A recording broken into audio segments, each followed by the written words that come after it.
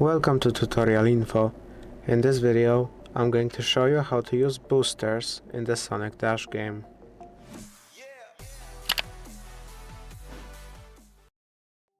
To use boosters, you want to enter the booster menu right here, this little rocket, and then choose the 3 boosters that you want to use.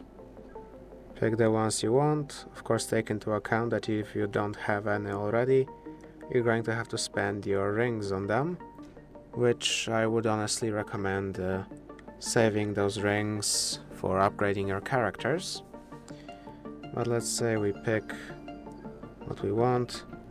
You can hold on the booster to see what the bonus is going to be. You can hold it without buying it.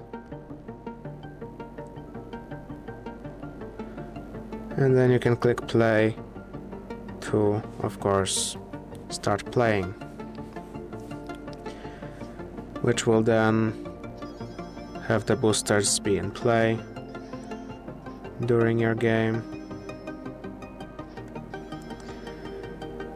And that's it. If this video is helpful to you, please consider subscribing, leave a like and a comment down below.